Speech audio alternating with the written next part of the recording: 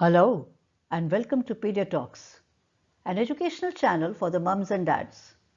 In the past 35 years of my experience as a pediatrician, I have compiled a list of the common problems faced by parents in bringing up their children.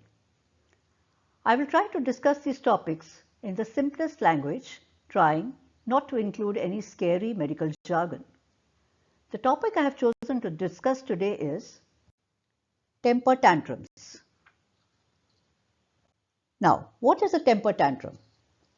This is an abnormal behavioral response in the developing child to extreme anger and frustration as they still lack the necessary coping skills to handle it. All children get angry, but some may throw a tantrum. The threshold for a tantrum is lower if the child is hungry, fatigued, or is suffering from some underlying illness. Now, how do you recognize a temper tantrum?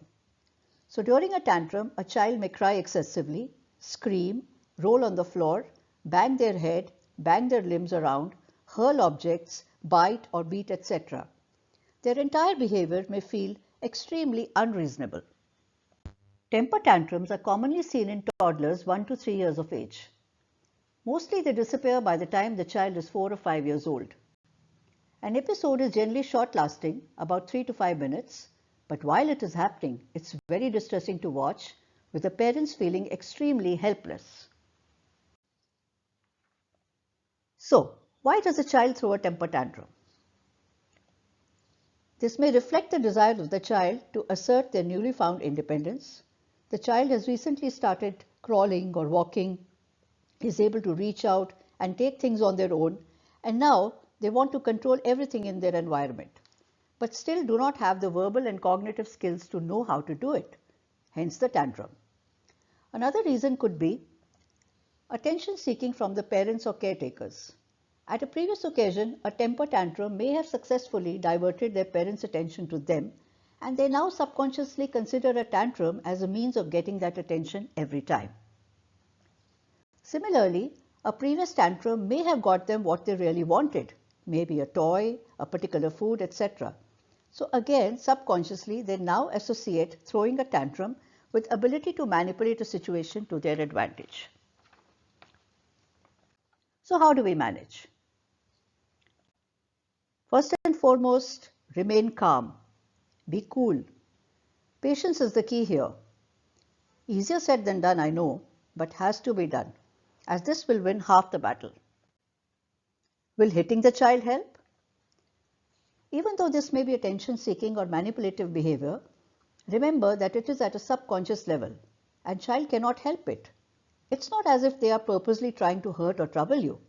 So no hitting, screaming or yelling at them.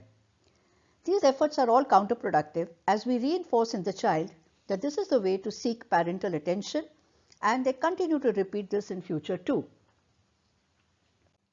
Should you give in to all the demands? The answer is again a vehement no. Giving in to all demands only reinforces wrong behavior, and the child learns to do exactly opposite to what we want them to learn. So what should be the parenting strategy during a temper tantrum? Tantrums take place only when there's an audience. So the best thing is to leave the room quietly after giving the child a timeout, that you will come to them only when their temper has subsided. But even as you leave them alone, ensure that they are in a safe place where even accidentally they may not injure themselves. You can quietly observe the child from outside with them not knowing that you are watching. Generally, the tantrum subsides in a few minutes. Once the child is calm and settled, go to their room, hug them, give them a snack to eat, praise them for their efforts at controlling their anger. Justify your actions, telling them that matters cannot be resolved when the child is being unreasonable. As parents, you must remember certain things.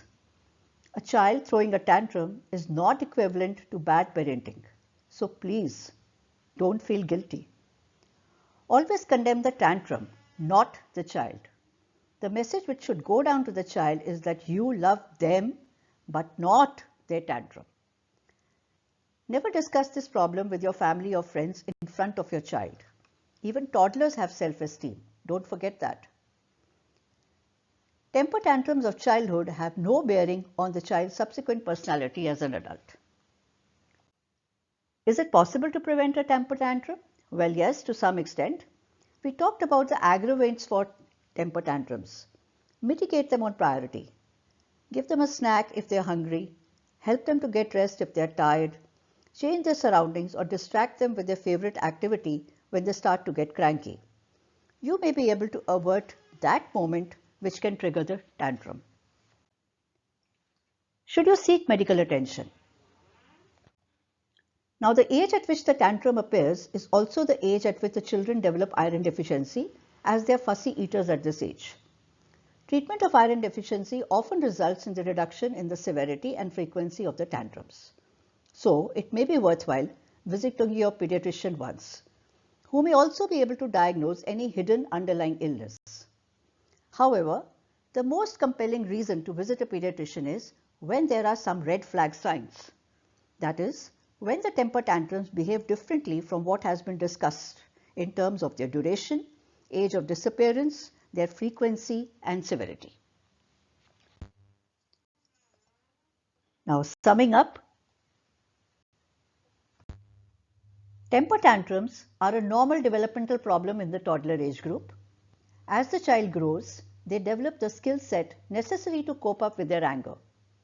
Management involves a patient and balanced approach by the parents without feeling guilty, angry, worried, or putting blame on the child or the environment. Thank you and happy parenting. Please like, share and subscribe this channel and see you in my next video.